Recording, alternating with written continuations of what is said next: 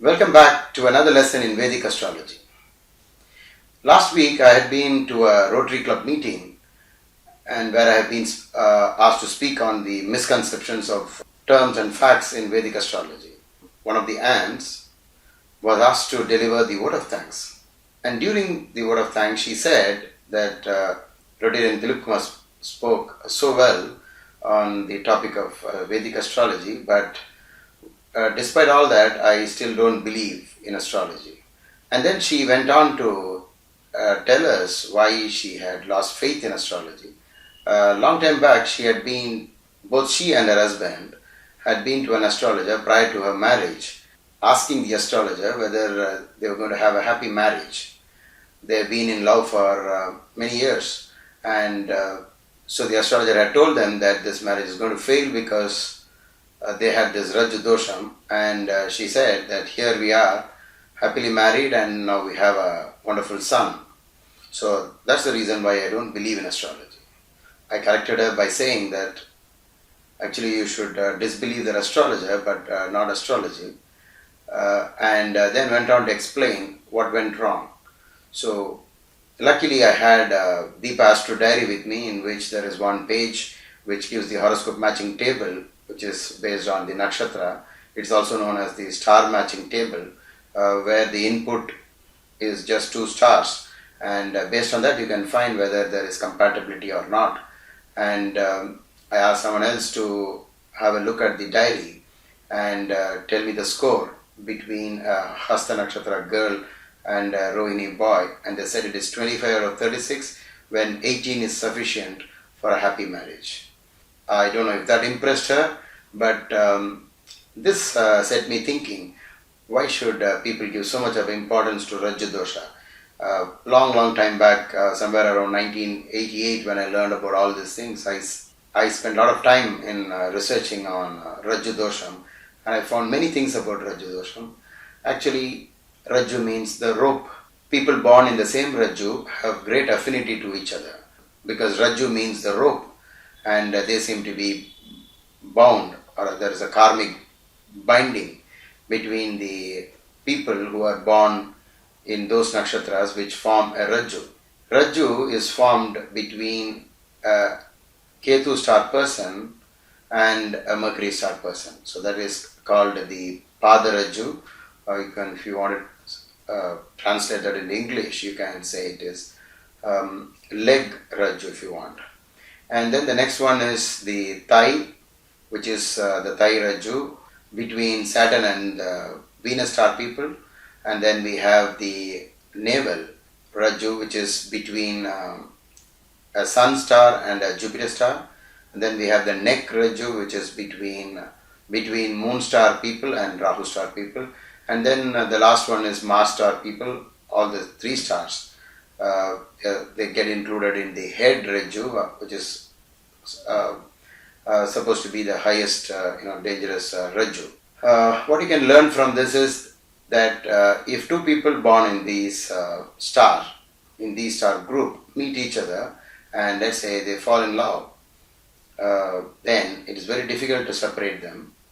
They seem to be having some karmic binding factor, and that is denoted by the term Rajju. But all Rajjus are not bad. The reason for that is, if so many other match points are not compatible, for example, there is no Rasi match, which is between the moon signs, or there is another point to be considered Graha Maitri, or Guna match, which is between, there are 3 types, Rakshasa and the Deva and the Manusha, and there is something called the Nadi. There are actually 10 important points to be considered, and out of them, Rajju is just one. And just based on this one single factor, you cannot approve or disapprove of a marriage. So this is a very common mistake, and I hope to do more on this topic. But let me tell you that do not read part by part. For example, you just say that the 2 Rasis don't get along well, so the marriage will fail. That doesn't work. People of the same Nadi, they get married, it will not work, even that is wrong. And say a Rakshasa girl and a Deva boy will never get along well. It's not like that. But suppose you find many things not tallying, and then you can say that this Rajju is going to create a problem. So let me go through the nakshatra match table that I give in every astrology diary I make. So I'm reading the same thing. For example, the topic, the same example, Rohini boy versus Hasta nakshatra. I'm referring to the table, and I come to know that it is 25 on 36, pretty high. Whereas let's take a case like Ashwini boy with a Jyeshta nakshatra girl. It's 13 out of 18. We have this Rajju Dosha here, and this is a pretty bad Rajju. This is Pada Rajju, and these two people get married. Then both of them will be traveling a lot, and they will have less time. They will have less time to spend for themselves. Another case of serious Rajju is Bharani Nakshatra, which is a Venus star, and I'm just referring to that. And then a Bharani Nakshatra person with Anuradha Nakshatra, which is 15 out of 36. Very bad. And this Rajju can create a lot of problem.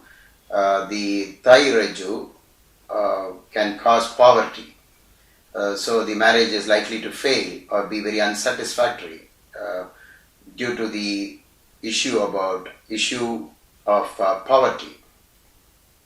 So we have the star match between Kritika Nakshatra and Vishaka, which is only 15 out of 36. This is also a Rajju Dosha. It is the naval Rajju, and they are likely to have problems with children. And then we have another Rajju, which is a Rohini Nakshatra versus Swati. A Rohini boy gets married to a Swati girl, and there is the possibility of danger to life. So this is also a very powerful Rajju Dosha.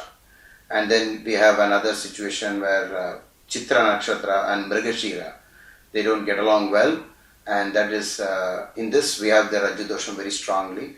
So it's very important to know that all Rajjus are not bad. So it is better to have the horoscope matching table, where you get the table based on the 36 points.